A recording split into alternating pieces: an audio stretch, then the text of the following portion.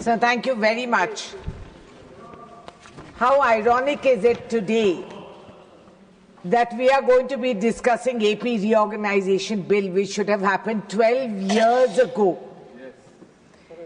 It is actually a statement of national shame that the so-called collective wisdom and intelligence of this House, it took everyone 12 years to process a parliamentary procedure, a commitment made on the floor of this House, a House that is held sacred to democracy, a House that is empowered by the Constitution.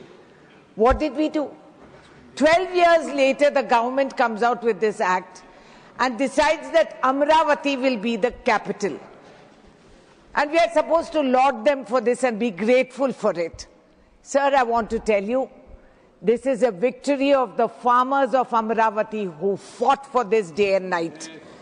For 2 years, the citizens, women like me who were on the road, never went back home, harassed by the police, harassed by the then ruling government. One man who was disputably a nut job sitting in the chair of authority. And the kind of humiliation that citizens faced, not a word was reported in the national media because the media was given enough advertisements to keep them dumb.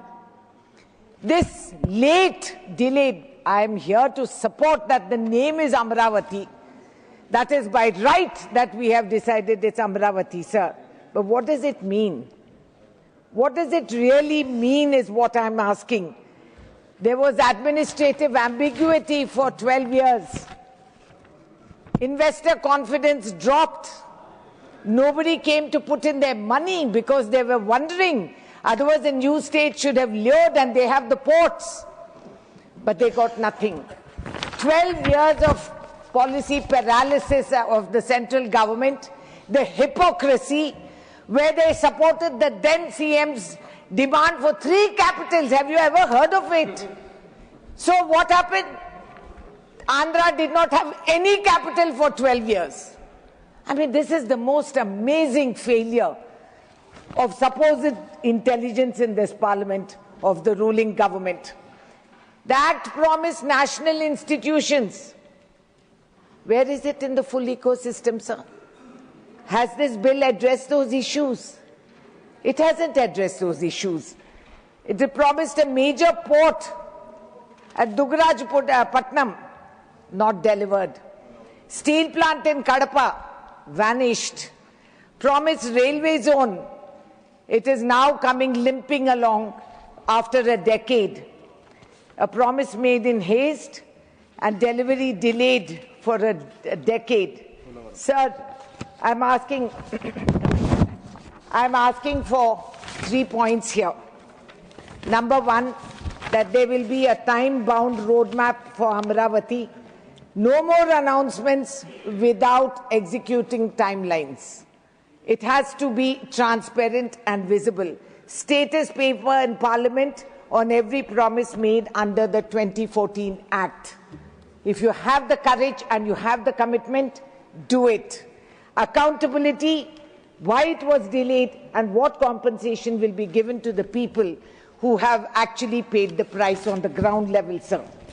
Sir, there are also unresolved issues. Asset division of 1.42 lakh crore, still undivided after 11 years. Power dues, a disputed claim that needs a neutral settlement body. Nothing has been done. There have been accusations and counter-accusations. AP claims that Telangana owes 3.441 crore in principal and so much in payment surcharge, which is not true. And the court has ordered Telangana to pay these dues without substantiating the demand. The High Court of Telangana has quashed this demand, sir. Both states have legitimate grievances. We are co-joined twins, whether we like it or not. We work together and we have to move forward collectively if both states have to improve. But the central government has to stop playing these games. And just before 5 state elections, they'll come out with women's reservation.